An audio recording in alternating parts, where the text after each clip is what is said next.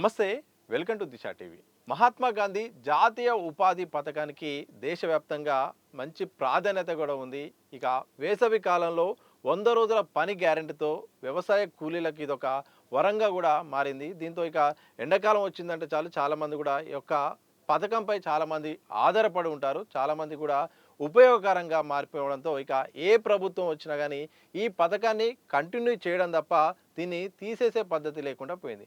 మరోవైపు ఈ ఉపాధి పథకాన్ని మాత్రం చట్ట రూపంలో ఉండడంతో కూడా ప్రభుత్వాలు దీన్ని టచ్ చేయలేని పరిస్థితులు కూడా ఉన్నాయి. ఇక సామాన్య రైతులు, గ్రామీణ కూలీలు కూడా దీనిపై ఆదరణ లభించడం, దీనిపై ఆధారపడి ఉండడంతో ప్రభుత్వాలు కొనసాగిస్తున్నాయి. అయితే కేంద్ర ప్రభుత్వం బీజేపీ అధికారంలోకి వచ్చిన తర్వాత జాతీయ ఉపాధి హామీ పథకానికి ప్రాధాన్యత తగ్గిస్తుంది, దీన్ని నిర్వీర్యం చేసే ఉద్దేశంగా ఉందని కూడా ప్రతిపక్షాలు అలాగే రైతు కూలీలు కూడా చాలా కాలంగా కూడా ఆరోపిస్తున్నారు. తాజాగా తెలంగాణ రాష్ట్రంలో పని దినాల విషయంలో కేంద్రం తీసుకున్న నిర్ణయం కూడా దీనికి ఉదాహరణగా కనిపించే విధంగా కనిపిస్తోంది.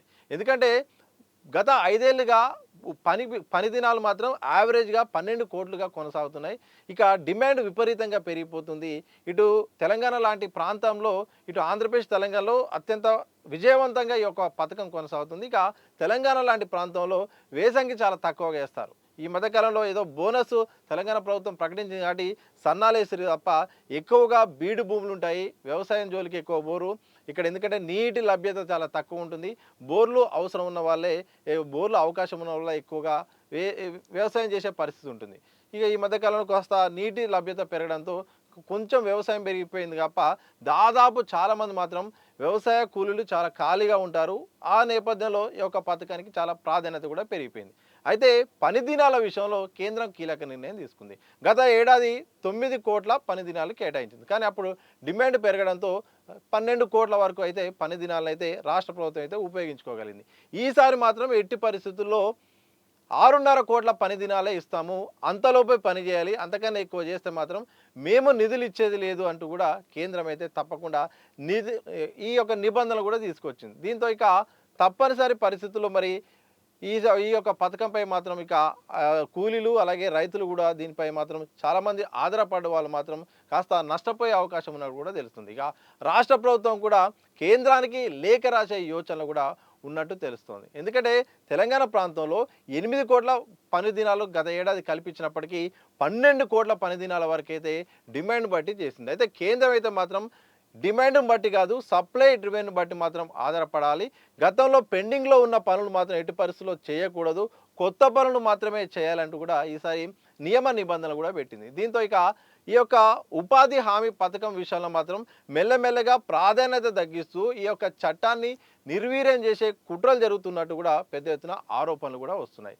ఎందుకంటే దీని ఉద్దేశం ప్రధానంగా ఏంటంటే ఎండాకాలము పనులు ఉండవు, అలాగే ఏదో ఒక పని ఇచ్చి డైరెక్ట్గా చేతిలో డబ్బులు ఇస్తే బాగుంటుంది కాబట్టి ఒక పని కల్పించి ఆ పని ద్వారా ఉపాధి కల్పించే అవకాశం ఉంటుందనే ఉద్దేశంతో ఈ పనిని ప్రారంభించారు. ఈ పథకం దాంతో బాగా పాపులారిటీ కూడా పొందింది.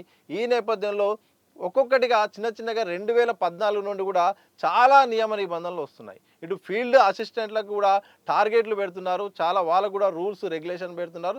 దాంతోపాటు చాలా వరకు అంటే ఇంతకుముందు చెరువు పూడిక తీత గురించి ఎక్కువ ఈ యొక్క పథకం ఉపయోగించేది, దాన్ని కూడా దూరం చేసే ప్రయత్నం చేస్తారు. ఇక రోడ్డు మరమ్మతుల కోసమే ఏర్పాటు చేయడం, అలాగే వ్యవసాయ ఆధారిత వాటికి చేయాలని కొంతకాలంగా డిమాండ్ వచ్చినప్పుడు కూడా దాన్ని పరిగణలోకి తీసుకోవట్లేదు. అంటే చాలా నియమ నిబంధనలు పెట్టి మెల్లిమెల్లిగా పని దినాలు తగ్గిస్తున్నారు, నిధులు తగ్గిస్తున్నారు, తద్వారా గ్రామీణ కూలీలకు ఈ యొక్క పథకాన్ని దూరం చేస్తున్నారు అనేది ప్రధానంగా రైతుల నుండి అలాగే ప్రతిపక్షాల నుండి వస్తున్న ఆరోపణ. కేంద్రం నిజంగా ఈ యొక్క కాంగ్రెస్ ప్రభుత్వం ప్రకటించింది కాబట్టి కాంగ్రెస్ 2005లో దీన్ని ప్రవేశపెట్టింది. ఇక 2006 నుండి పూర్తి స్థాయిలో ఈ నరేగా సక్సెస్ కావడంతో ఇది కాంగ్రెస్ ప్రవేశపెట్టింది, అందుకోసమే బీజేపీ దీన్ని కంటిన్యూ చేసే ఉద్దేశం లేదనేది ఇక కాంగ్రెస్ నుండి కానీ అలాగే రైతు సంఘాల నుండి కూడా వస్తున్న ఆరోపణ. ఏదేమైనప్పటికీ పని దినాల విషయంలో కేంద్రము నియమ నిబంధనలు పెట్టడంతో తెలంగాణ రాష్ట్రంలోని రైతు కూలీలకు అలాగే రైతులకు కూడా చాలా దెబ్బ పడింది అనేది అయితే చాలా స్పష్టంగా కనిపిస్తూ ఉంది. ఎందుకంటే ఎండాకాలం ప్రధానంగా మార్చ్, ఏప్రిల్, మే 3 నెలల్లో వ్యవసాయ పనులు పూర్తిగా ఉండవు. ఈ సందర్భంలో రైతు కూలీలు ఉపాధి కోసము దీని యొక్క ఎక్కువగా యొక్క కరువు పని మీద చాలామంది ఆధారపడి ఉంటారు. ఇలాంటి సందర్భంలో పని దినాలను తగ్గించడము, నిధులను తగ్గించడము, నియమ నిబంధనలు పెట్టడము, చాలా పని విషయంలో కూడా చాలా వరకు కూడా ఖచ్చితంగా చేయాల్సిందే, 4 గంటలు చేయాల్సిందే, ఇక్కడ చేయాల్సిందే, ఈ పనులే చేయాల్సిందే, ఆ పనులు చేయకూడదంటూ కూడా పెట్టడంతో రాను రాను యొక్క పథకం యొక్క ప్రాధాన్యత తగ్గిపోయి దీని యొక్క ప్రాధాన్యత తగ్గిపోయి కూడా దీని ఆధారపడవద్దు, ఇక రాను రాను ఈ పథకం ఉండదు అన్న కోణాన్ని సంకేతాన్ని కేంద్రం ఇచ్చినట్టుగా అయితే ప్రతిపక్షాలు ఆరోపిస్తున్నాయి. ఇక రాష్ట్ర ప్రభుత్వం కూడా లేఖ రాస్తాము, మేము తప్పకుండా కేంద్ర దృష్టికి తీసుకెళ్తామని చెప్తున్నది. కానీ డిమాండ్ పెరుగుతుంది, ఉపాధి కోసం చాలామంది కూడా ఎదురు చూస్తున్నారు.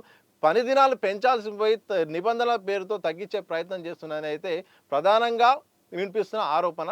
మరి కేంద్రం ఇప్పటికైనా ఏమైనా ఈ ఆరోపణలు వస్తున్న నేపథ్యంలో పని దినాల విషయంలో, నిధుల విషయంలో ఏమైనా పెంచే అవకాశం ఉంటుందా, లేకపోతే ఈ పథక ఉద్దేశాన్ని తగ్గిస్తూ ప్రాధాన్యత తగ్గించే అడుగులేసే రకంగా కేంద్రం యోచిస్తుందో మరి తెలియాల్సిన అవసరం ఉంది. ఏదైనప్పటికీ తెలంగాణ, ఆంధ్రప్రదేశ్లో మాత్రం ఈ యొక్క జాతీయ ఉపాధి హామీ పథకం అయితే చాలా సక్సెస్ఫుల్గా నడుస్తుంది. చాలామంది ఎండాకాలము పనులు లేని వారు గ్రామాల్లో ఉంటున్న కూలీలకైతే వరంగా మారిపోతుంది. చాలామంది నిరుద్యోగులు కూడా జాబ్ కార్డులు తీసుకొని కూడా ఈ యొక్క పనులు చేస్తున్నారు. ఎందుకంటే సకాలంలో నోటిఫికేషన్ రాకపోవడంతో, సరైన టైంకు ఎగ్జామ్స్ జరగకపోవడంతో ఊళ్ళో ఉన్న వాళ్ళు నిరుద్యోగులు కూడా ఈ ఉపాధి పని మీద ఆధారపడి బతుకుతున్నారు. అలాంటి సందర్భాల్లో ఈ యొక్క పథక ప్రాధాన్యత తగ్గించే ఉద్దేశంగా కేంద్రం అయితే అడుగులేస్తుంది.